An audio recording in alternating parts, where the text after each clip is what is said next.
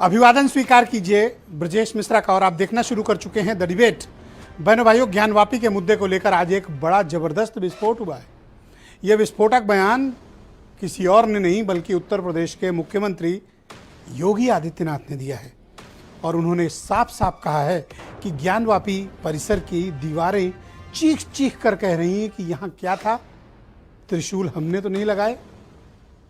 और मुसलमानों को, मुस्लिम पक्ष को ये प्रस्ताव स्वयं से देना चाहिए और ऐतिहासिक गलती को दूर कर लेना चाहिए। इस बयान के क्या मायने हैं राजनीतिक तौर पर, सांस्कृतिक तौर पर और सामाजिक तौर पर और कानूनी दृष्टिकोण से भी, आज हम समस्त पहलुओं पर मुख्यमंत्री के इस स्टेटमेंट पर चर्चा करने वाले हैं। बहन भाइयों, ज्ञानवापी का मुद्दा जब ये लग रहा था कि ये पूरी लीगल बैटल है, उसी वक्त उत्तर प्रदेश के मुख्यमंत्री योगी आदित्यनाथ का आज एक बड़ा विस्फोटक बयान आ गया, उम्मीदों से परे। अमूमन इस तरह के मामलों में मुख्यमंत्री बोलते नहीं थे, या बोलते भी थे तो कभी ऐसे ओपन स्टेटमेंट नहीं देते थे। लेकिन आज मुख्यमंत्री ने एक ओपन स्टेटमेंट दिया है, वो भी एक न्यूज़ एजेंसी को इंटरव्यू में, जिसमें उन्होंने ज्ञानवापी परिसर को मस्जिद मानने से इनकार किया और ये कहा कि पूरे परिसर की दीवारें ये चीख चीख कर बता रही हैं कि यहाँ क्या था, त्रिशूल, देवी देवताओं की प्रतिमाएं और अंदर मिले सबूत इस बात का इशारा करते हैं कि यहाँ क्या था। लिहाजा मुस्लिम पक्ष को चाहिए कि स्वयं आगे बढ़कर प्रस्ताव देकर इसे सौंपे। मुख्यमंत्री का ये स्टेटमेंट तब आया है जब 2-3 दिन के बाद हाईकोर्ट में जो वर्डिक्ट रिजर्व कर लिया गया है उस पर फैसला आने वाला है। सुप्रीम कोर्ट में ऑलरेडी ये मामला चल रहा है, सेशन कोर्ट, ट्रायल कोर्ट में भी ऑलरेडी ये मसला पेंडिंग है। यानी कि सभी अदालतों में ये मामला पेंडिंग है। और उसी वक्त मुख्यमंत्री का ये बयान, इमीडिएट विश्व हिंदू परिषद ने मुख्यमंत्री के बयान को अप्रिशिएट करते हुए इसको लार्जर काज में, इसको इतिहास में की गई गलती को तत्काल ठीक करने को कहा। दूसरा पक्ष भी सक्रिय हो गया है। मुस्लिम पर्सनल लॉ बोर्ड से लेकर असदुद्दीन ओवैसी तक के स्टेटमेंट्स आ गए जो मुख्यमंत्री के बयान पर बहुत बेहद नाराज हैं। तो अब जब चीफ मिनिस्टर का ओपन स्टेटमेंट आ गया है तो इस मामले में यह माना भी जा रहा है कि भारतीय जनता पार्टी की भी कमोबेश यही पक्ष होगा, क्योंकि वो जिस पार्टी का नेतृत्व करते हैं उसके चीफ मिनिस्टर हैं। तो इसका क्या सोशल इंपैक्ट है मुख्यमंत्री के इस स्टेटमेंट का, इसका राजनीतिक इंपैक्ट क्या पड़ेगा,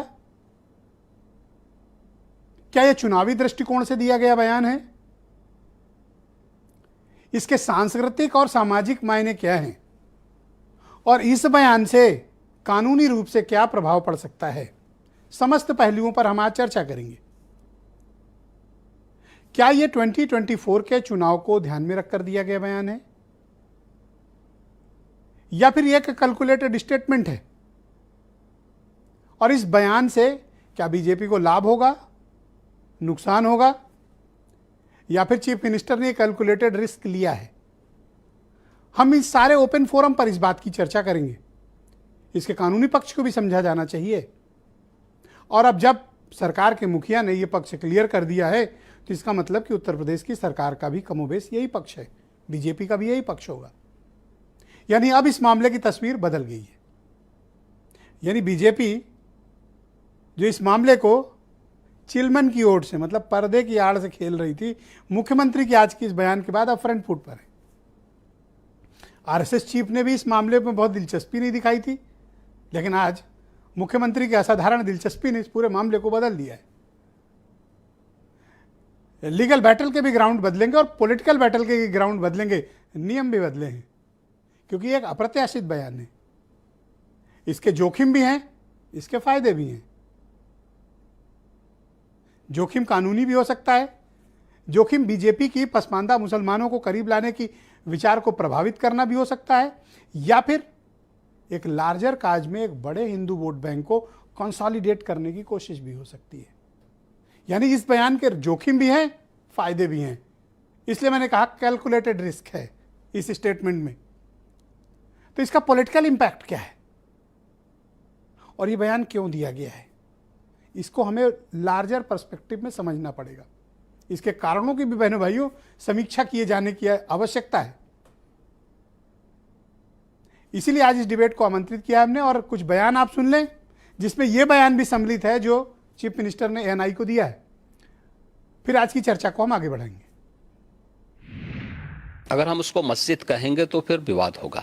मुझे लगता है कि भगवान ने जिसको दृष्टि दी है वो देखे ना, त्रिशूल मस्जिद के अंदर क्या कर रहा है। हमने तो नहीं रखे ना, ज्योतिर्लिंग हैं, देव प्रतिमाएं हैं, पूरी दीवारें चिल्ला चिल्ला के क्या कह रही हैं। और मुझे लगता है कि ये प्रस्ताव मुस्लिम समाज की तरफ से आना चाहिए कि साहब ऐतिहासिक गलती हुई है और उस गलती के लिए हम चाहते हैं समाधान हो। उत्तर प्रदेश के यशस्वी मुख्यमंत्री श्री योगी आदित्यनाथ जी का बयान बहुत ही सराहनीय है, जिसमें उन्होंने कहा है कि ज्ञानवापी मामले में मुस्लिम पक्षकारों को हिंदुओं को मंदिर सौंप देना चाहिए। ये बिल्कुल सत्य है। इससे अच्छा मौका नहीं होगा भाईचारा साबित करने के लिए। वो मुसलमानों पर प्रेशर डालना चाह रहे हैं, दबाव डालना चाह रहे हैं। जिस जगह पर 400 साल से मस्जिद है, आप वहां पर दबाना चाहते हैं।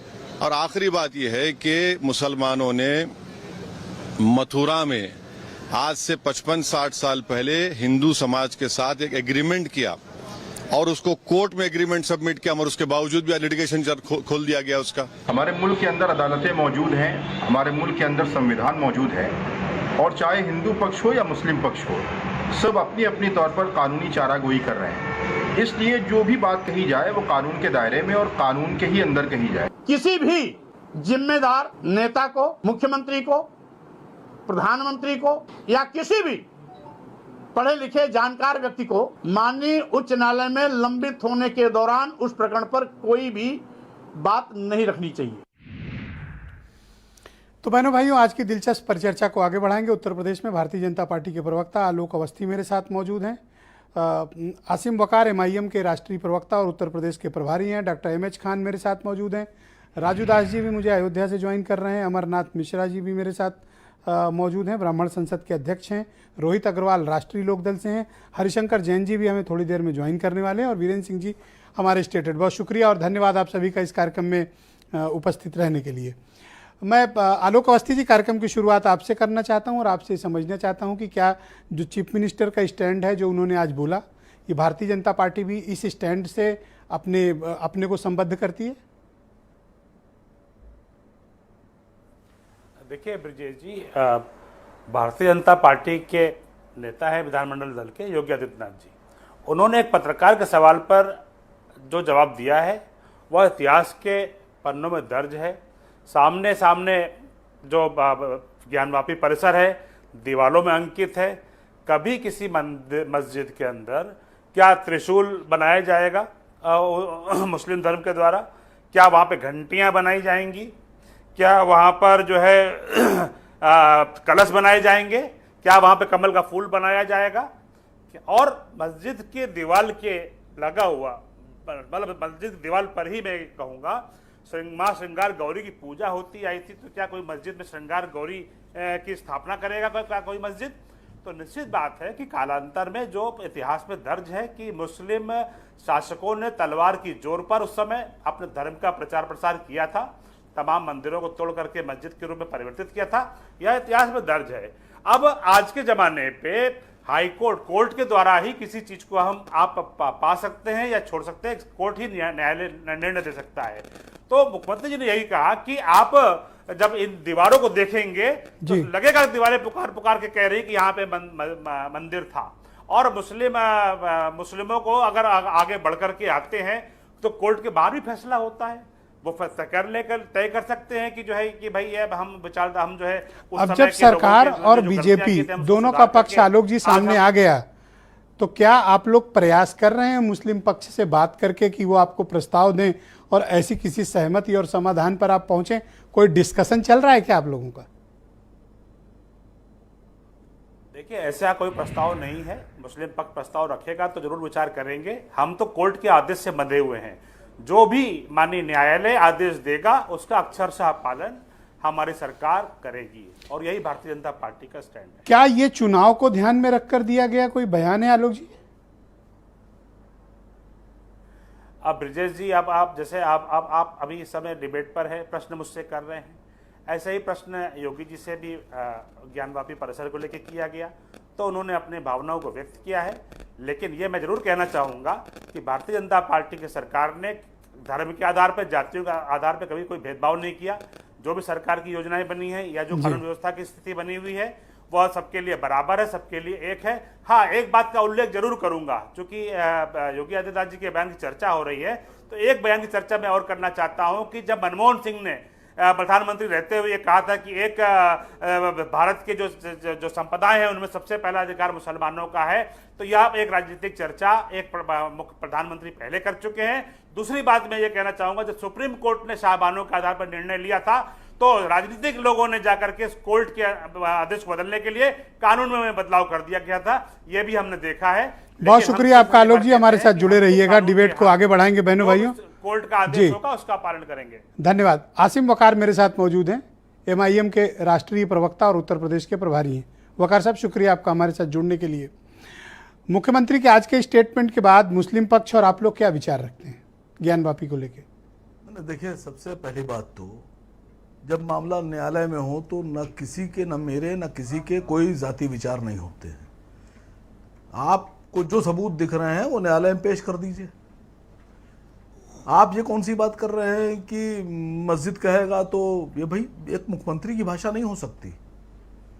और मैं तो भारतीय जनता पार्टी के उन तमाम पसमानदा मुसलमानों से पूछ रहा हूं जिनका स्नेह सम्मेलन कराने जा रहे थे कि क्या वो जो बीजेपी के पसमानदा स्नेह सम्मेलन वाले मुसलमान हैं या प्रदेश अध्यक्ष जी हैं या उनके जो माइनॉरिटीज़ के मिनिस्टर दानिश अंसारी साहब हैं, क्या उनका भी वही विचार है कि मस्जिद कहने से उनको तकलीफ होती है?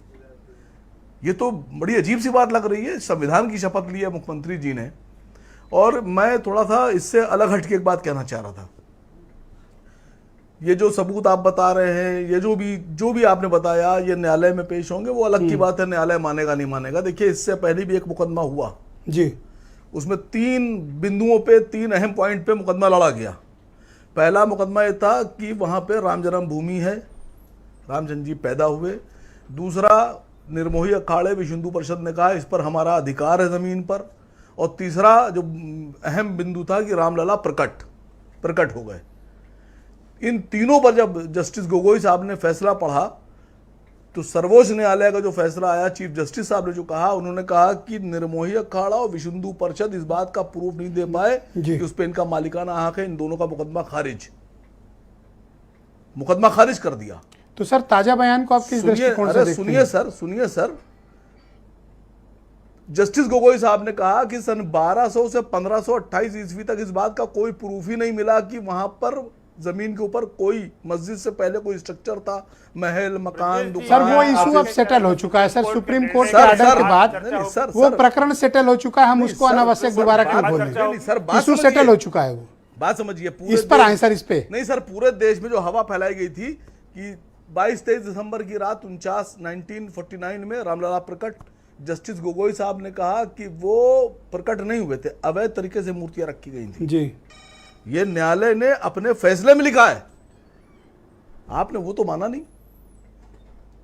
जो इतने न्यायालय ने खुद एक्सेप्ट कर लिया कि वर्डिक्ट जो भी था सुप्रीम कोर्ट का, आज मंदिर बन के तैयार हो रहा है लगभग। आपकी सारी बात सही, ओवरऑल जो है। अब मैं एक एक बिंदुओं पर तो उसकी समीक्षा नहीं हो सकती सर। ऑपरेशनल जो ऑर्डर है वो तो सबको क्लैरिटी है। नहीं, मैं तो बोल रहा हूँ, मेरी बात आप गलत कर दी कि नहीं, आप झूठ बोल रहे हैं वकार भाई। अभी ताजा जो स्टेटमेंट है इसको आप किस तरह से देखते हैं? क्या ये भी कुछ है? नहीं, मुझसे अक्सर एक साहब ने पूछा कि आपने 1045 पन्ने का सुप्रीम कोर्ट का अवहेलना, सुप्रीम कोर्ट का अवहेलना भारत समाचार। एक सेकंड, राजूदास जी, वकार साहब को बोल लेने दें, आप ही का नंबर है। आप एक सेकंड रुके। पहले राउंड में नो इंटरप्शन सर, पहले राउंड में no interruption please, let him explain. हाँ बोलिए आप वकार साहब प्लीज। ठीक है ना। अब आपने माननीय मुख्यमंत्री जी उत्तर प्रदेश के, उन्होंने अपने जो विचार रखे हैं वो बहैसियत मुख्यमंत्री मैं समझता हूं कि बेहतर नहीं था। मामला न्यायालय में है, सबूत आप न्यायालय में दीजिए, न्यायालय जो फैसला करेगा एक्सेप्ट होगा। सुप्रीम कोर्ट का फैसला हम लोगों ने एक्सेप्ट किया। सर्वोच्च न्यायालय ने जो फैसला दिया, किसी मुसलमान ने कहा कि हम नहीं मानेंगे, किसी एक मुसलमान ने कहा हो। और जो आप अवहेलना कर रहे हैं, सर्वोच्च न्यायालय ने जो फैसला पढ़ा जस्टिस गोगोई साहब ने, मैंने वो अंश पढ़े हैं। अगर आप इसको अवहेलना मानते हैं तो भी जस्टिस गोगोई साहब से बहुत शुक्रिया आपका वकार साहब, डिबेट को आगे बातें क्यों पढ़ी जी। धन्यवाद, बहुत शुक्रिया, हमारे साथ बने रहिएगा। हरिशंकर जैन जी मुझे ज्वाइन कर चुके हैं, बहुत शुक्रिया आपका जैन साहब। तो ज्ञानवापी का मुद्दा एक नया रंग ले लिया तब जब आज यूपी के मुख्यमंत्री योगी आदित्यनाथ का एक बहुत विस्फोटक बयान आया है। मैं उम्मीद करता हूं कि आपने बयान सुना होगा और चूंकि आप लीगल रिप्रेजेंटेटिव भी हैं तो लीगल दृष्टिकोण से और चीफ मिनिस्टर के स्टेटमेंट को दोनों को आप कहां पर पाते हैं? देखिए, सुबह से यही डिबेट चल रहा है, मैं भी यही कर रहा हूँ जी। क्योंकि काशी के केस में मैंने 6 मुकदमे दाखिल किए हैं, अयोध्या खालियों के यही काम किया है और केस को स्टडी करके किया है। मंदिर थी जिसको तोड़कर तथाकथित मस्जिद बनाई गई। योगी जी ने अध्ययन करने के बाद, इतिहास पढ़ने के बाद, 1 साल तक चुप रहने के बाद और पूरी वस्तुस्थिति जानने के बाद तब यह बयान दिया है। ये बयान का जितना स्वागत किया जाए उतना कम है। योगी जी ने एक साहसिक कार्य किया है और एक राय दी है। अभी मैं सुन रहा था, दुनिया की बातें बेवजह क्यों हो रही हैं? कोई यूपी गवर्नमेंट का आदेश नहीं है। योगी जी ने एक राय दी है, नेक राय दी है कि मुसलमानों उठ जाओ, इतिहास पहचानो, जो इतिहास की भूल हुई है उसको स्वीकार करो। मुख्यमंत्री का ये बयान अदालत में आपको कितना फायदा दे सकता है या फिर नुकसान करेगा?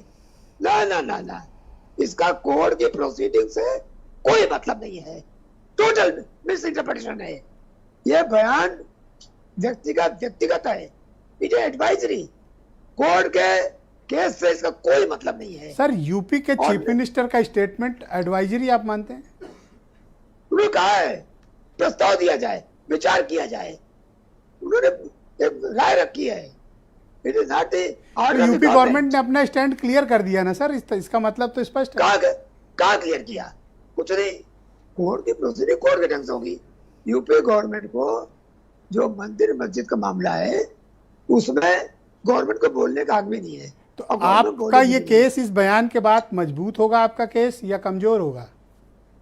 देखिए, आप गुगली फेंक रहे हैं, आप गुगली लगातार नहीं सर, मैं कोई गुगली नहीं फेंक रहा हूँ। अरे मैं समझ रहा हूँ, मैं कोई गुगली नहीं फेंक रहा हूँ सर। आप कितने विद्वान अधिवक्ता हैं, आपको गुगली कौन फेंकेगा? मैं साफ बता रहा हूँ, ये बयान न प्लस न माइनस केस के मेरिट्स का कोई असर नहीं है और कोर्ट के ऊपर इस बयान को न मैं यूज कर सकता हूँ न दूसरा। लेकिन जो दलीलें आप कोर्ट के समक्ष प्रस्तुत करते हैं जैन साहब, आपकी दलीलों को बल मिलेगा इससे? नहीं ना, बिल्कुल नहीं भाई। ये क्रिकेट वाली गुगली चल रही है, जरा गलती के तो आउट हो गए। ना सर, आपको कौन आउट करेगा? नहीं, बिल्कुल नहीं है, ये गलत फहमी है। मुख्यमंत्री एक इंसान भी है, सनातनी हिंदू भी है जी, एक नागरिक भी है। ये उन्होंने राय दी है, मुसलमानों अपनी गलती को स्वीकार करो, इतिहास गवाह है। सर, इतना प्रेशर में तो आप सर कोर्ट रूम में नहीं रहते जितना अभी प्रेशर में आप दिख रहे हैं मुझे। कोई प्रेशर में नहीं हूँ, जितना कोर्ट रूम में यहाँ हूँ जी, मैं कोई प्रेशर में नहीं हूँ। बात जो आप लोग रख रहे हो जी, योगी जी के बयान को बोल किया जा रहा है, ट्विस्ट किया जा रहा है। कोई कह रहा है मुख्यमंत्री आए संविधान के खिलाफ काम कर दिया। अरे भाई, मुख्यमंत्री के हिस्से से कसम खाई है, मैं किसी के साथ राग द्वेष से काम नहीं करूंगा जी। शुक्रिया सर, हमारे साथ जुड़े रहिए। महंत राजू दास जी भी हमें हनुमानगढ़ी से, अयोध्या से ज्वाइन कर रहे हैं। राजू दास जी, बहुत स्वागत और धन्यवाद आपका हमारे साथ जुड़ने के लिए। मुख्यमंत्री जी के बयान को आप किस दृष्टिकोण से देखते हैं? जैन साहब तो कह रहे हैं गुगली फेंकी जा रही है। पहले तो ब्रजेश जी, आपको ढेर सारी शुभकामना, बधाई, मंगल कामना। ऐसे ही देश और दुनिया में भारत समाचार छाए रहे और ऐसे हम लोगों के विचार को आप अपने चैनल के माध्यम से रखने का प्रयास करते हैं। बहुत बहुत साधुवाद, आभार। पूज्य योगी आदित्यनाथ जी महाराज को ढेर सारा धन्यवाद। इसलिए धन्यवाद कि उत्तर प्रदेश के मुख्यमंत्री हैं, हिंदू जनमानस से जन्म लिया है, सनातन संस्कृति उनके रग रग में है और संत हैं। इसके नाते मुझको लगता है कि उन्होंने कहा है, पहली बार कोई ऐसा बीजेपी का नेता, वरिष्ठ नेता, जो ज्ञान वापी के विषय पे खुल के बोला। अभी तक विपक्ष के लोग कहते थे कि खाली रोटी सेक रहे हैं, बोलेंगे कुछ नहीं है। क्या कि विषय बहुत गंभीर है। उन्होंने कोई गलत नहीं कहा। ब्रजेश जी, मैं पूछना चाहता हूं, अभी आसिम बक्कार साहब बोल रहे थे कि एक मामले में हमने देखा उसमें डिफीट खा गया, उसमें ऐसा हो गया, सुप्रीम कोर्ट में यह कहा, ऐसा ना ऐसा था, वहां पर निर्मोही अखाड़ा मुकदमा हार गया, विश्व हिंदू परिषद मुकदमा हार गया। अरे विश्व हिंदू परिषद और निर्मोही अखाड़ा दूसरे बिंदु पे मुकदमा हारा, इस बिंदु पे मुकदमा नहीं हारा कि वहां पर सनातन संस्कृति से जुड़ा हुआ कोई स्ट्रक्चर नहीं था। आखिर उनका कहना कि स्ट्रक्चर नहीं था, तो महंत जी मुझे लगता है कि वो इशू सेटल्ड हो चुका है और उस विषय पर हमें क्या बहस को आगे बढ़ाना, हमारे लिए ज्ञानवापी मुद्दा है। मुझे लगता है उस पर फोकस करना चाहिए। नहीं, मैं बोल जरा सा एक थोड़ा सा समय और विजय जी हमको दे दीजिए, थोड़ा सा मैं उनसे निवेदन करना, कभी अयोध्या में आने के बाद हम उनको सारे एविडेंस प्रूफ मैं दिखा दूंगा जो उत्खनन में मिला है, नंबर 1। नंबर 2, अभी अगर दम हो, मैं डंके की चोट पे कहता हूं ब्रजेश जी, दम हो तो खुदाई की अनुमति के आदेश तो दे दो, दूध का दूध पानी का पानी हो जाएगा। अभी तो मुस्लिम पक्ष इतना डर रहा है, एसआई सर्वे से ही डर रहा है, और साइंटिफिक जांच से इतना डर क्यों? सर जब इतना छाती ठोक कर स्टेटमेंट आ गया तो फिर ये आलोक अवस्थी जी को भी चाहिए कि ये भी छाती ठोक के उसको बोलें। नहीं तो मैं इसी चीज पे तो कहता, आपने एक चीज और भी कहा, अभी बहुत सुनकर अच्छा लगा कि बीजेपी को फायदा कितना होगा, नुकसान कितना होगा।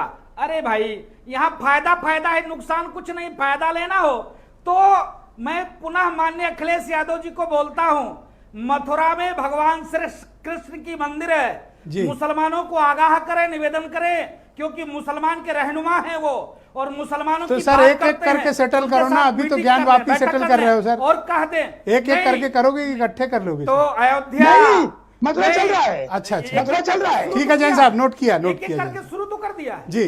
नहीं, मथुरा चल रहा है। मान जी 10 सेकंड बचे, कंक्लूड कर लो सर। एक 10 सेकंड जी 10 सेकंड एक एक करके शुरू किया है। अयोध्या में एविडेंस साक्ष्य प्रमाण दिया, जिसके तहत राम जन्मभूमि मंदिर निर्माण कार्य चल रहा है। ज्ञान वापी में सारे एविडेंस है, साक्ष्य प्रमाण है। अगर किसी मुसलमान के अंदर दम है, हिंदू, तो जाकर ज्ञान वापी परिसर का निरीक्षण कर ले, दूध का दूध पानी का पानी। बहुत बहुत धन्यवाद आपका, बहुत शुक्रिया डॉक्टर एमएच खान, काम नहीं चलेगा। बहुत शुक्रिया आपका मान जी, धन्यवाद। डॉक्टर एमएच खान मेरे साथ मौजूद है। खान साहब बहुत शुक्रिया हमारे साथ जुड़ने के लिए। आज तो सर चीफ मिनिस्टर के स्टेटमेंट के बाद गेम पलट गया खान साहब। अब नहीं देखिए, गेम पलट गया नहीं पलट गया, जब तक कोर्ट का फैसला नहीं आता तब तक कोई बात कही नहीं जा सकती है। और माननीय मुख्यमंत्री जी का ये बयान से बचना चाहिए था कि वो संविधान का कसम खा चुके हैं, संविधान की शपथ ले चुके हैं कि हम बिना देश भावना के सबके साथ न्याय करेंगे। तो अब अन्याय हो जाएगा मुसलमानों के साथ, कोर्ट को फैसला करने दीजिएगा। कोर्ट के ऊपर अगर आपको इतनी ही चिंता है कि हाँ हम ये मुसलमानों को करना चाहिए, तो हाई कोर्ट में जाके अपना पक्ष रखना चाहिए। मुख्यमंत्री जी को भी पहुंच जाना चाहिए कि मुझे भी बात करनी है। मैं बाइट दे करके माहौल सरकार उसमें पक्ष नहीं है सर, नहीं देता है, एएसआई पक्ष में चीफ मिनिस्टर या सरकार नहीं है सर। लेकिन हाँ ये सही है कि सरकार का एक पक्ष आ गया। जब मैं कह रहा हूं कि इसमें कोर्ट में मामला चल रहा है, तो किसी को बाहर, किसी मुख्यमंत्री को बाहर जो संवैधानिक पद पर बैठा हुआ है उसको बयान नहीं देना चाहिए, उससे बचना चाहिए सर। किसी उस चीज से व्यक्ति की बचना चाहिए। कोर्ट के अपनी मान्यताएं और कोर्ट ने क्या फैसला, धार्मिक मान्यताएं भी तो हो सकती हैं, कल्चरल मान्यताएं भी तो हो सकती हैं। आप उसको इस दृष्टिकोण से समझें। नहीं, धार्मिक मान्यताएं हैं तो धार्मिक मान्यताएं हैं तो धर्म अपना पूजा करे और मुख्यमंत्री के पद छोड़ दें। मुख्यमंत्री पद पूजा पाठ के लिए, नमाज के लिए नहीं है।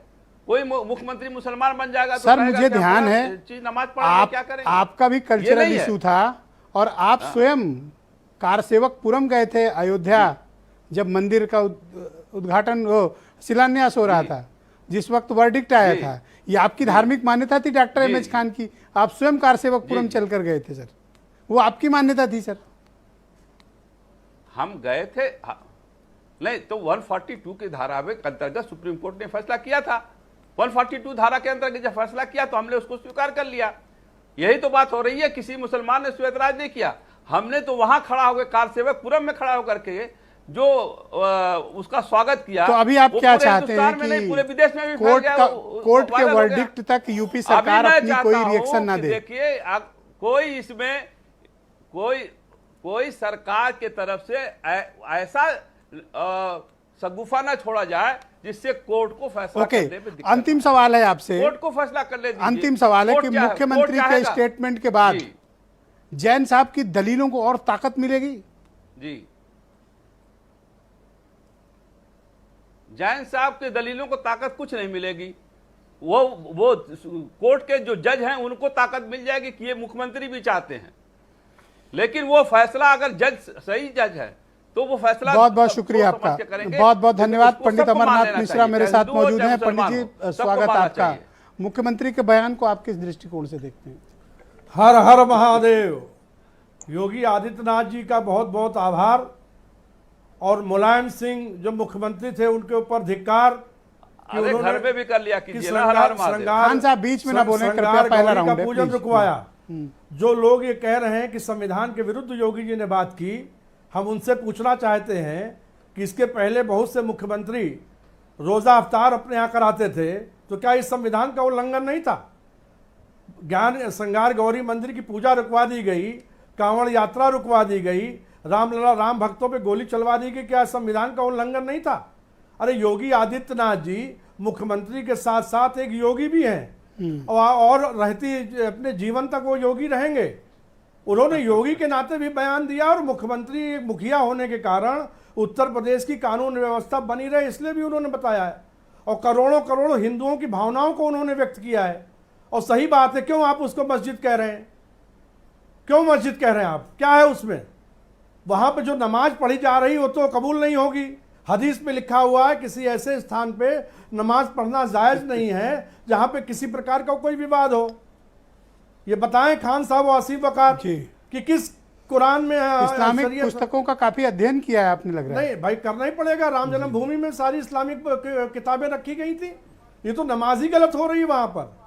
ये क्यों जा रहे हैं वहां पर? इसका कुछ राजनीतिक निहितार्थ भी है इस बयान के? इसका कोई चुनाव वगैरह नजदीक है। चुनाव में तो अभी 1 साल है। योगी जी संत भी हैं, 1 साल बाद चुनाव है। चुनाव से इसको मत जोड़िए। ये सनातन धर्म के अनुयायी करोड़ों करोड़ों जो सनातन धर्म के मानने वाले हैं, उनकी भावनाओं का सम्मान करते हुए योगी जी ने मुसलमानों से जो ये कहा है कि आप न्यायालय का समय मत खराब करिए, जो आप लटकाने ये कहीं नहीं कहा मुख्यमंत्री ने कि न्यायालय का समय न खराब करिए। उन्होंने कहा प्रस्ताव देना चाहिए। हमारा मतलब ये है आप अपने हिसाब से नया बयान बनाए दे रहे हैं। हम नया बयान नहीं बना रहे हैं। मुख्यमंत्री जी की भावना ऐसी है कि मुसलमानों की तरफ से प्रस्ताव आना चाहिए जी। तो हाँ, ये प्रस्ताव की बात कही उन्होंने। उस प्रस्ताव पर कोई नया स्टेटमेंट आप उनकी तरफ से अधिकृत थोड़ी क्या बनाएंगे? हम नहीं दे रहे हैं। हम कह रहे हैं योगी जी का जो ये भावना उन्होंने व्यक्त की है जी, वो न्यायालय का समय बचाने के लिए उन्होंने कहा कि मुसलमान प्रस्ताव दे और हिंदुओं को। बहुत बहुत धन्यवाद आपका। हमारे साथ जुड़े रहिएगा। रोहित अग्रवाल राष्ट्रीय लोकदल के प्रवक्ता हैं और व्यापार प्रकोष्ठ के अध्यक्ष। रोहित, शुक्रिया आपका। मुख्यमंत्री का इस स्टेटमेंट से काफ़ी स्थितियों में और इस केस में बड़ा परिवर्तन आ गया है, राजनीतिक रूप से भी, कानूनी रूप से भी। आपकी पार्टी क्या ओपिनियन रखती है कि मुख्यमंत्री को ऐसा बयान देना चाहिए, नहीं देना चाहिए? विजय जी, टमाटर क्या भाव है पता है? मणिपुर चीख रहा है, उसकी आबरू लुट रही है, देश की अस्मत लुट रही है, देश के ऊपर कलंकित हो रहा है मणिपुर की घटनाएं। इस पर चर्चा कब होगी? और पिछले सप्ताह 3 चर्चा थी, 2 में तो आप खुद मौजूद थे। नहीं, मैं बिल्कुल मौजूद आज जब मुद्दा फंसा है ज्ञान वापी का, तो आपको टमाटर याद आ रहा है। ज्ञान वापी जिस दिन टमाटर पे पूछ रहे थे, उस दिन तो खैर आप बोल ही रहे थे। तो इस पे नहीं बोलोगे? जी, मुझे ये बताइए, योगी जी के बुलडोजर जिस का डीजल पे मैच खेल रहा हूँ उस पिच के नियम लगते हैं ना। बताओ, सारी पिचों पे सारी पिचों पे गेम खेलना हमें आता है। नहीं खेल पा रहे। ये बताइए ना। नहीं, हमको ये बताइए ना, बुलडोजर का डीजल सूख गया है। स्टेटमेंट पे आपके ओपिनियन क्या है? मेरा ओपिनियन ये है कि योगी जी का बुलडोजर का डीजल सूख गया है, या डीजल ज्यादा महंगा हो गया है, वो चल नहीं रहा है बुलडोजर। अरे अगर इनलीगल कंस्ट्रक्शन है तो गिरा दो सूबे बुलडोजर से। उत्तर प्रदेश के अंदर आप परिसर गिराने की बात करोगे? नहीं, जब अगर आप मुझसे ये राय पूछ रहे हो, परिसर बुलडोजर से गिरा दें। अरे जब इनलीगल है तो गिरा दो। नहीं, मिश्रा जी बीच में नहीं, मिश्रा जी बीच में नहीं, मिश्रा जी बीच में नहीं, मिश्रा जी बीच में बोल रहे हैं, मिश्रा जी बीच में नहीं, प्लीज बोल रहे, गलत बोल रहे हैं। आप देखो, आप बीच में नहीं बोलोगे, आप बीच में नहीं बोलोगे, मुझे बात करने दो। आप बीच में नहीं बोलो प्लीज। मैं आपको फिर कह रहा हूँ, आपको रुक जाओ। अपमान कर रहे हैं। मैं आपको फिर कह रहा हूँ, आप रुक जाओ। हाँ बोलो रोहित भाई। अगर उत्तर प्रदेश के अंदर कहीं पे इनलीगल कंस्ट्रक्शन है और जो कि खुद योगी आदित्यनाथ जी को लगता है वो मुख्यमंत्री हैं, तो उनके पास तो बुलडोजर है। हमने तो देखा। इसका मतलब उन्होंने ठीक स्टेटमेंट दिया। नहीं, मैं तो ये नहीं कह रहा, मैंने तो ये नहीं कहा। मैंने तो ये पूछा है कि 9 साल लग गए इस स्टेटमेंट को देखने में, या योगी जी की आज जो भी उम्र होगी, मुझे लगता है करीब 50 साल के आसपास है, 48-50 साल के आसपास, तो 48-50 साल लग गए आपको, या मणिपुर की खाली घटना तो दबानी है आपको? उम्र में समझ आया कि वो जगह क्या है? नहीं, आप मुझे ब्रजेश जी बताइए ना कि आपको कितने साल और चाहिए ये समझने के लिए कि वो जगह क्या है और क्या नहीं है। भाई आपके पास तो बुलडोजर है, 9 साल से बुलडोजर है आपके पास। कोई एक स्ट्रांग ओपिनियन हो सकती है, ऐसा लग रहा है कि आप हट बच रहे हो। भाई वो तो भारतीय जनता पार्टी का, जब भी सिचुएशन आए साहस से मुकाबला नहीं, भारतीय जनता पार्टी का एजेंडा क्लियर है। सामने स्थितियां भारतीय जनता पार्टी का एजेंडा और जवाब दिया। भारतीय जनता आप पार्टी प्याज टमाटर मणिपुर बात कर रहे हो। बिल्कुल करनी पड़ेगी ना ब्रजेश जी, क्योंकि आज मणिपुर जल रहा है, वो है। तो ज्ञानवापी पे कौन बात करेगा? आपकी पार्टी कोई ओपिनियन नहीं रखती। ज्ञानवापी पे 9 साल से क्यों नहीं बात की भाई? 9 साल से बात की होती ना। तो मुसलमान क्या करे? आपकी मुसलमान क्या करे? आपकी तरफ ना देखे? आप मुझे, आप कोई ओपिनियन नहीं रखोगे हमारी तरफ। और आज मणिपुर और टमाटर इनकी कुर्सी खाने जा रहा है, इसलिए इस सामाजिक खाई को बढ़ाने का काम भारतीय जनता पार्टी द्वारा किया जा रहा है। मुझे लगता है कि बहुत तगड़ी बाउंसर फेंकी है योगी आदित्यनाथ ने, आप खेल नहीं पा रहे हो। नहीं ब्रजेश जी, हमें तो खेलने की जरूरत ही नहीं है ना। हम तो पूछ रहे हैं भैया, वो उत्तर प्रदेश का युवा नौकरी मांग रहा है, चीख रहा है कि नौकरी दे दो मुझे। हम तो कह रहे हैं महंगाई चीख रही है, मणिपुर चीख रहा है। बहुत बहुत शुक्रिया, बहुत बहुत शुक्रिया। आलोक अवस्थी मेरे साथ मौजूद है, भारतीय जनता। देखिए मैं क्रम से शुरू करूंगा और आप लोग अपनी अपनी बारी में बोलिए। मैं आपको विश्वास दिलाता हूं डिबेट बिल्कुल ठीक जा रही है, सबका पक्ष भी प्रमुखता से आ रहा है। आलोक जी, कुछ लोगों का ये मत है, स्पेशली एमआईएम का भी और अपोजिशन की तरफ से भी, कि संवैधानिक प्रमुख होने के नाते मुख्यमंत्री के इस बयान पर आपत्ति है। आलोक अवस्थी, देखिए मुख्यमंत्री जी का जो आचरण है, जो उनके कार्य हैं और जो हमारा अनुभव है, वो बिना भेदभाव के, जाति मत पंथ मजहब से उठ करके जनता की सेवा का प्रण लिया है, उसी आधार पर वो काम कर रहे हैं। योगी आदित्यनाथ जी ने ये नहीं कहा कि हम जो है वहाँ जमीन एक्वायर कर लेंगे और उस परिसर को मंदिर घोषित कर देंगे, ऐसा नहीं। जो इतिहास है उसको आप भुला नहीं सकते हैं ना। इतिहास तो हमारे अंकित हो गया इतिहास के पन्नों में, तमाम पुस्तकें हैं। लंदन के अंदर नक्शा है वो, जिसमें कि जो है ज्ञानवापी परिसर का जो है, जिसमें कि जो है नंदी और भगवान शिवलिंग स्पष्ट सामने सामने दिख रहे हैं। ये कई इतिहासकारों ने और अंकित किया है। मेरी 2 चीज़ों पर आपत्ति है ब्रजेश जी आपकी डिबेट पे। असीम बकार जी संविधान पीठ के द्वारा दिए गए निर्णय का कि यहाँ पे समीक्षा करने का प्रयास कर रहे थे, यह उचित नहीं है। यह हमको अधिकार नहीं देता कि हम सुप्रीम कोर्ट के संविधान पीठ के निर्णय की समीक्षा करें। दूसरी बात मेरा यह कहना है, यहाँ पर यह भी आरोप लगाए गए कि मुख्यमंत्री योगी आदित्यनाथ जी के बयान देने के बाद से कोर्ट का निर्णय को प्रभावित करेगा। देखिए हमारे जुडिशरी बहुत स्ट्रांग है, जुडिशरी किसी शासन के अंडर में नहीं आती, जुडिशरी ऑटोनॉमस है और जुडिशरी हमेशा गुण दोष के और सबूतों के आधार पर सबूत करती है। क्या कारण है कि इस मुस्लिम समाज जो है एएसआई के परीक्षण को रोकना चाहती है, जबकि हमारे पास एक ही संवैधानिक ऐसी व्यवस्था है कि और एक ही ऐसी संस्था है जिसके प्रमाणित वैज्ञानिक तौर पर जो उनके पास मशीनें हैं, जो इमेज सैटेलाइट्स हैं और जो जिस तरीके से वो कार्बन डेटिंग की बात काम करते हैं, वही एक प्रमाणित संस्था जो बता सकती है कि यह परिसर कितना पुराना है और इसके अंदर इसके नीचे क्या छुपा हुआ है। उसके लिए वो कानूनी लड़ाई चल रही है। मुझे लगता है कोर्ट का निर्णय आएगा। आपका ये मत है कि ज्ञानवापी को आप मस्जिद मानने से या मस्जिद जैसा होने मानने से इनकार करते हैं? देखिए हमने हमेशा से ज्ञानवापी परिसर कहा है और आप भी वहां पर ब्रजेश जी गए होंगे, वहां चारों तरफ सिर्फ भगवान की मूर्तियां, बल्कि मस्जिद के जिसको आप कह रहे हैं जो ढांचा है, जो उसकी इमारत है, उसमें भी जो है गणेश जी की मूर्ति और हनुमान जी की मूर्ति इसको जिसका पूजा के लिए अधिकार मांगी जा रही है। उस दीवार में श्रृंगार गौरी जी की भी मूर्ति अंकित है जिस पर जो है पूजा होती थी और मुलायम सिंह यादव ने रोक दिया था। और आज जो भी अभी जो इसके पहले जो सर्वे हुआ है और जो जिसको उन्होंने वजू खाना बनाया था, वहां पर भी वो अभी विवादित है, उस जगह को सिक्योर्ड किया सुप्रीम कोर्ट ने। मुझे लगता है इसका एक ही पक्ष आ सकता है और भ्रम दूर हो सकता है कि इसकी वैज्ञानिक रूप से परीक्षण इसका हो जाएगा। ऑलराइट, बीरेन जी भी हमारे साथ जुड़ चुके हैं। बीरेन जी स्वागत आपका। मुख्यमंत्री के आज के इस बयान के बाद स्थितियां क्या राजनीतिक रूप से और विधिक रूप से क्या बनेंगी? देखिए ज्ञानवापी का मुद्दा अब ये साफ हो गया कि एक बड़ा एजेंडा आने वाले चुनाव में बनेगा और उत्तर प्रदेश में बीजेपी के सामने ये एक ऐसा अवसर की तरह है कि 2024 का इलेक्शन भी वो इस पर लड़ सकते हैं। प्रदेश में तो धर्म स्थल पहले से बहुत जगहों पर विवाद है उनको लेकर। राम मंदिर आंदोलन जिसको 30 साल बीजेपी ने लड़ाई लड़ी इसके दम पर, और रथ यात्राएं निकली। राम मंदिर के बाद अब ज्ञान व्यापी का मुद्दा गरमाया हुआ है। तो स्वाभाविक है कि अगर ज्ञान व्यापी पे फैसला भी नहीं होता है तो 10-20 साल ये मामला भी खींचेगा और देश की सियासत को ये प्रभावित करेगा। ब्रजेश जी, इस देश में ये संयोग भी कह लीजिए और ये कि जब मुगल आए और जो मुगल स्थापत्य हैं तमाम सारे वो हिंदू धर्म स्थलों के आसपास हैं और इसको लेकर ही कन्फ्लिक्ट है, विवाद है। और इन विवादों पर हमारे देश के तमाम सारे कानूनविद, वकील, अधिवक्ता, पार्टी के लोग उस पर चर्चा करते हैं। लेकिन अब ये तो स्वाभाविक है कि श्रृंगार गौरी का जो मामला है उस पर सरकार ने अपना रुख क्लियर कर दिया है और ये आप इसको एक चुनावी एजेंडा भी मान सकते हैं आने वाले वक्त के लिए। वैसे देखो, बीजेपी को ये सब धर्म कर्म का मामला काफ़ी सुहाता है, इस पर उनको वोट भी मिलता है और इस पर वो खुल के बोलते भी हैं। तो एक नई संजीवनी भी मिल गई, आप ये कह सकते हैं इसको। लेकिन बात खाली वही फंसती है कि जब तारिक मंसूर को बीजेपी राष्ट्रीय उपाध्यक्ष बनाती है और मुसलमान का भी वोट चाहती है और ज्ञानवापी पर भी वो चाहती है कि मुसलमान उसको सौंप दें, तो दोनों चीज़ें आपस में टकराती हैं। दोनों का तालमेल बनता नहीं है कि एक तरफ सुहरावे एक तरफ मारे, ये नहीं चलेगा। कुछ ऐसा हो कि दोनों स्थितियों से भ्रम खत्म होना चाहिए। देखिए, मुसलमान का वोट भी लीजिए और कट्टरता का संदेश भी हो, ये चीज़ें एक साथ चलती नहीं हैं।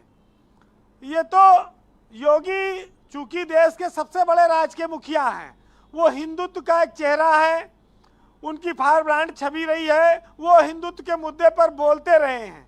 लेकिन जब वो मुख्यमंत्री के तौर पर हैं तो उनके बयान से बीजेपी को तो जरूर ताकत मिलती है, लेकिन तमाम सारे लोग उस पर सवाल खड़े कर सकते हैं। हालांकि ये ऐतिहासिक गलती है या इस ऐतिहासिक गलती पर अब राजनीति आगे बढ़ेगी, कौन सौंपेगा, ये भाजपा को कितना फायदा पर मिलेगा, अपोजिशन के खेमे में एकदम सन्नाटा है, आपने देखा होगा वीरेंद्र जी। अपोजिशन एकदम मुख्यमंत्री के इस स्टेटमेंट पे टाइट लिप्ड है, कुछ भी बोलना नहीं चाहता। देखिए, ये लोग तो डर गए हैं, ये हिंदू मुस्लिम के किसी मुद्दे पर नहीं आते हैं न बोलते हैं। उनको लगता है कि इसका सीधा लाभ भाजपा को ही मिलता है और मुद्दा भी शायद इसीलिए उछलता है। लेकिन ये बात आज देश के सबसे बड़े सूबे के मुख्यमंत्री ने कही है। वो हिंदुत्व के एक बड़े नायक के तौर पर देश में पहचान रखते हैं, उनके नाम पर लाखों करोड़ों वोट हैं, बीजेपी के वो सबसे प्रभावशाली नेताओं में हैं। तो उनके बयान को तो ऐसे नहीं जाने दिया जा सकता। ये स्वाभाविक है कि 2024 का जो लोकसभा चुनाव होगा उसमें बीजेपी को ये बहुत सारा फायदा पहुंचाएगा। हालांकि ज्ञानवापी में आज भी नमाज होती है, वजू खाना सील है, उसकी अलग बात है। श्रृंगार गौरी को वो सौंपा जाएगा कि नहीं, वो अलग बात है। ब्रजेश जी, इस देश में या दुनिया में कोई भी चीज बिना संघर्ष के नहीं मिलती। राम मंदिर के लिए भी 30 साल से 35 साल संघर्ष हुआ है और तब जो है अदालत से उनको फैसला उनके पक्ष में आया एक पार्टी के। हो सकता है ये भी मामला चले लंबा, तो जो लोग मंजिलों तक पहुंचना चाहते हैं उनको बहुत संघर्ष करना पड़ता है, लड़ना पड़ता है, हालातों से भी लड़ना पड़ता है। बहरहाल सियासत में हर चीज का अपना नफा है, नुकसान है। सियासी लोग कुछ मुद्दे उछालते हैं, कुछ नब्ज टटोलते हैं, तो ये सब तो चुनाव है और ये आगे देखिए क्या गुल खिलाता है। बहरहाल एक साहित्यकार ने लिखा है कि मुफलिस जो अगर तन की कबा बेच रहा है, वाइज भी यानी कि पंडित जो हमारे पुजारी हैं, जो हमारे मौलाना हैं, कि मुफलिस जो अगर तन की कबा बेच रहा है, वाइज भी तो मेंबर पे दुआ बेच रहा है, और दोनों को है दरपेश सवाल अपने सिकम पेट का, एक अपनी खुदी को और एक खुदा को बेच रहा है। बहुत शुक्रिया आपका वीरेंद्र जी, ग्राउंड जीरो से अपने इनपुट और फीडबैक हमें उपलब्ध कराने के लिए आपका बहुत बहुत शुक्रिया। आज बहनों भाइयों, आज हम चर्चा कर रहे हैं उत्तर प्रदेश के मुख्यमंत्री योगी आदित्यनाथ का ज्ञानवापी के मसले पर दिए गए एक विस्फोटक बयान पर। आसिम वकार MIM के राष्ट्रीय प्रवक्ता हैं, हमारे साथ जुड़े हुए हैं। वकार साहब देखिए, बीजेपी ने भी अपना स्टैंड क्लियर कर दिया है, गवर्नमेंट का बयान स्टैंड तो काफ़ी क्लैरिटी के साथ है। और जैसा कि जैन साहब भी कह रहे हैं कि इसका कोई कानूनी या कोर्ट में इस बयान का कोई बहुत उनकी दलीलों में इसका फ़र्क नहीं पड़ेगा, तो फिर आपत्ति किस बात की? प्रस्ताव मांग रहे हैं वो। नहीं, देखिए ब्रजेश भाई, बहुत सीधी सी बात है, मामला न्यायालय में है, फैसला न्यायालय को करना है, बात न्यायालय की सुनी जाएगी, बात न्यायालय की मानी जाएगी। उसमें अगर मुख्यमंत्री जी को सब कुछ करना है तो फिर मुकदमा काहे लड़ना है? उठाएं और बोल दें, आप मुख्यमंत्री हैं, जब सब आदेश आप ही को देना है, सब बात आप ही को करना है, तो भी अदालत किस लिए? अदालतें बंद कर दी जाए। तो अगर वो प्रस्ताव मंगाकर इस विवाद को बचाना चाहते हैं, मसला देखिए, मैंने बहुत सीधी सी बात की, इतने लोग बैठे, विवाद ना हो, प्रस्ताव दे दीजिए। मैंने कहा ना, इतने लोग बैठे हैं। राम जन्मभूमि के मामले में जब सर्वोच्च न्यायालय का फैसला आया तो किसी भी मुसलमान ने ये नहीं कहा कि हम नहीं मानेंगे। देश के एक भी मुसलमान ने नहीं कहा। जैन साहब आ रहा हूं, इसके बाद आप ही के पास जैन साहब आ रहा हूं, प्लीज वेट, बस 10-20 सेकंड और रुक जाइए। देश के एक भी मुसलमान ने नहीं कहा कि नहीं साहब हम इस फैसले को नहीं मानेंगे। इसमें आप क्या चाहते हैं? सुनिए सर, मैं आप सबसे पूछ रहा हूं, आपसे भी ब्रजेश भाई, कि 1045 पन्नों के फैसले में, पिछले वाले फैसले में एक पन्ना वो नंबर बताइए जहां ये अदालत ने माना हो कि हाँ ये हिंदू पक्ष का दावा ठीक था, वो जन्म। सर मैं आपको कहता हूं कि उस फैसले से मूव ऑन हो जाइए। अगर आप उस फैसले पर फंसे रहेंगे, आगे आपको बाकी फैसलों में बड़ी कठिनाई होगी, उससे मूव ऑन हो जाइए। मैं तो यही चाह रहा हूं कि आप मुझे बोलने ही ना दें। अरे क्या बात कर रहे हैं, मैं यही चाह रहा हूं कि आप उधर फंसे हुए, मैं कह रहा हूं ये नया चीज है, इस पे बात कर लो। मतलब आप अंदाजा लगाइए कि जिस चीज का फैसला अभी नहीं आया है, जामा मस्जिद वाराणसी वाली, उस पर डिबेट हो सकती है, उस पर मुख्यमंत्री जी अपना पक्ष जो सेटल्ड लॉ है, कोई जामा मस्जिद नहीं है, वो क्या बहस कर ले? ज्ञानव्यापी मंदिर कोई है, स्कोप बचा है? कोई जामा मस्जिद। मिश्रा जी एक सेकंड रुक जाओ, मिश्रा जी गलत बोल रहे हैं। मिश्रा जी आप रुको, आप गलत सही का फैसला नहीं, गलत सही इस डिबेट में मैं बताऊंगा ना, आप शांति से सुनो। लेकिन अगर अपनी बारी में बोलो। मैंने पिछले फैसले पर अगर कोई बात, आप मूव ऑन क्यों नहीं हो पा रहे? फैसले पे बात नहीं की जा सकती, क्यों बात नहीं की जा सकती? तो सर कोर्ट चले जाओ और चैलेंज कर दो, पर जो सेटल्ड लॉ है उस पर क्या बहस कर लो? नहीं सर, ये मामला न्यायालय में है, न्यायालय जो फैसला लेगा मुस्लिम पक्ष वो मानेगा। बहुत शुक्रिया आपका। हरिशंकर जैन जी, इनका कहना है कि कोर्ट में फैसला को जब न्यायालय में विचाराधीन है, सरकार को उसका इंतजार करना चाहिए। सरकार कोई ओपिनियन कैसे बिल्टअप कर सकती है? देखिए, पूरे डिबेट में 2-3 चीजें आई हैं जिनको मैं कहना चाहता हूं। वकार साहब ने बार बार अयोध्या केस की दुआई दी है और कहा बड़ा एहसान किया है, हमने माना। अरे ना मानते तो जाते कहाँ, मनवाया जाता, देश का कानून है, कोई मुस्लिम ने एहसान नहीं किया है, बेकार की बात करते हैं। और पूरा अयोध्या केस पड़ा भी नहीं है। सर अयोध्या विवाद से आप भी मूव ऑन हो जाएं सर, ज्ञानवापी पर चर्चा से। मैं ज्ञानवापी पर आ रहा हूँ। ये बात हो रही है कि 24 का इलेक्शन का मुद्दा बनेगा, क्यों नहीं बनेगा? बिल्कुल बनेगा। और जितनी मस्जिदें आज बनी है हिंदू मंदिर को तोड़कर, वो सब चुनावी मुद्दा है। और हमारे ऐसे लोगों का, आज के नौजवानों का ये कहना है कि वो सरकार चुनेंगे जो हमारी मंदिरों को वापस दिलाएगी। मुद्दा तो है, अगर इलेक्शन समय ये मुद्दा नहीं बनेगा तो कब बनेगा? क्यों नहीं बनेगा? और बनना चाहिए। तीसरी बात, आप लोग बड़ी देर से योगी जी ने कह दिया, सरकार ने कह दिया। अरे सरकार का बयान नहीं है, कोई अध्यादेश नहीं हुआ है, कोई जियो नहीं निकला है। मुख्यमंत्री के पहले सर राजा के मुंह से निकली कोई भी बात सर आदेश होती है। सर राजत्व तो नहीं है, ये राजा अरे नहीं मेरा है। मैं सिंबॉलिक बोल रहा हूँ। मैं भी सिंबॉलिक बोल रहा हूँ।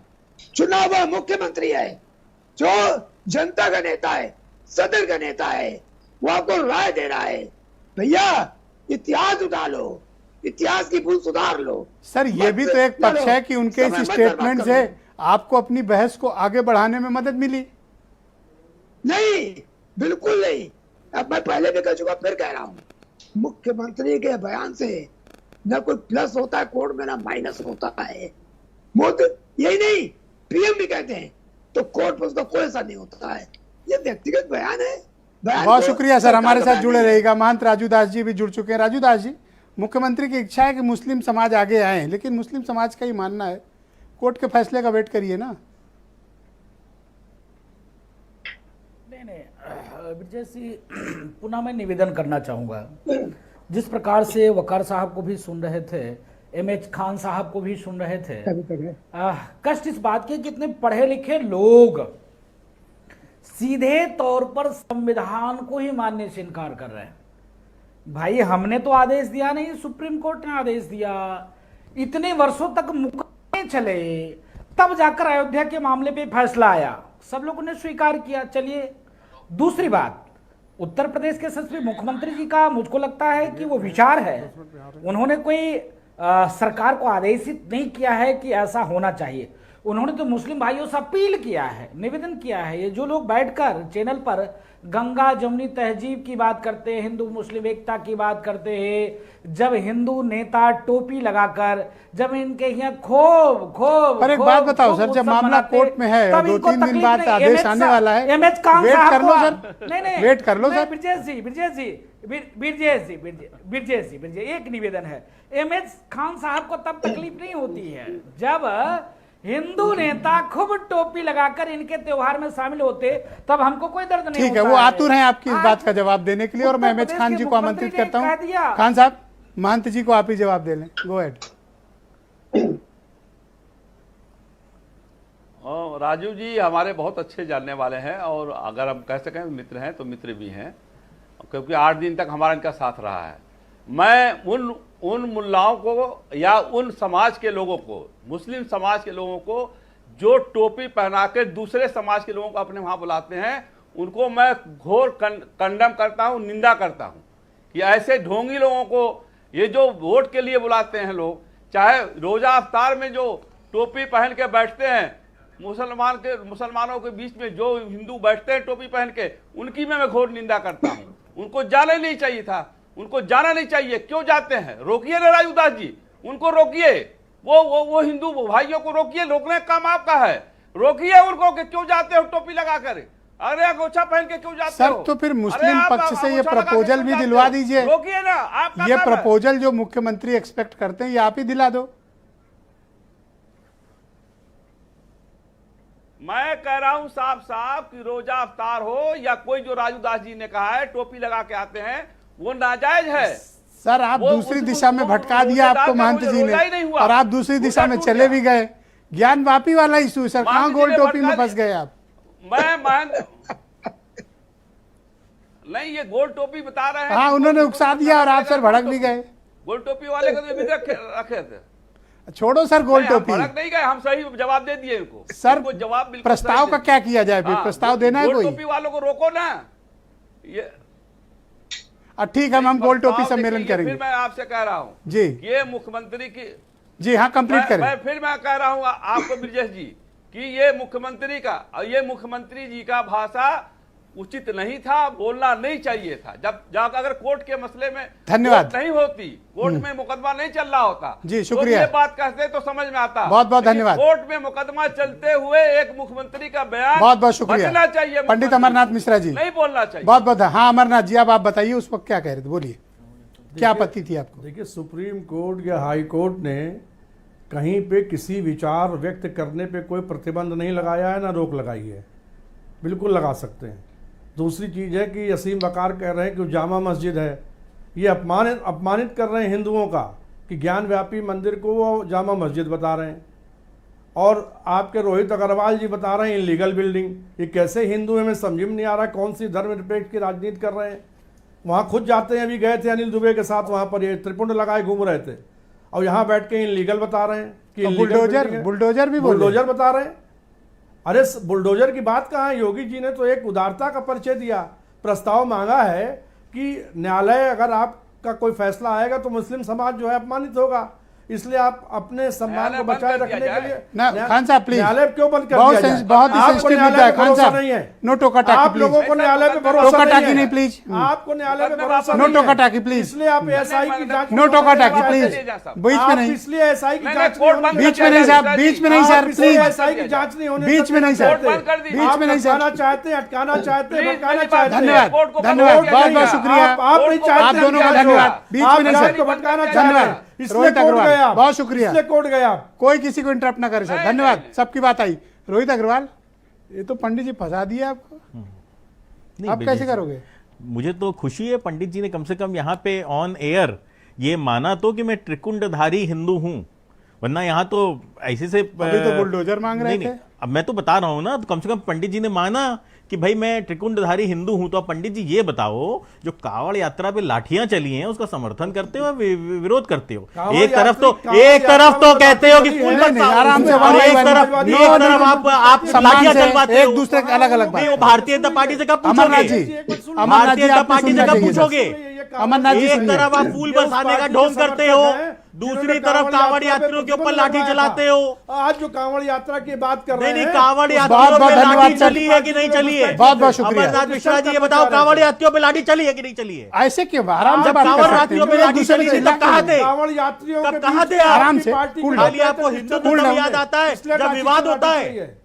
कांवड़ यात्रियों पे ये लाठी बहुत बहुत चलती है, शुक्रिया, आपको हिंदुत्व आप याद सबका आता है। धन्यवाद। समय समाप्त हो चुका है बहनों भाइयों, शुक्रिया, बहुत बहुत धन्यवाद आप सभी का इस बेहद संवेदनशील राजनीतिक, सामाजिक और सांस्कृतिक मसले पर हमारे साथ जुड़ने के लिए। आप सबका शुक्रिया, और बहनों भाइयों आपका भी धन्यवाद इस कार्यक्रम को देखने के लिए। नमस्कार।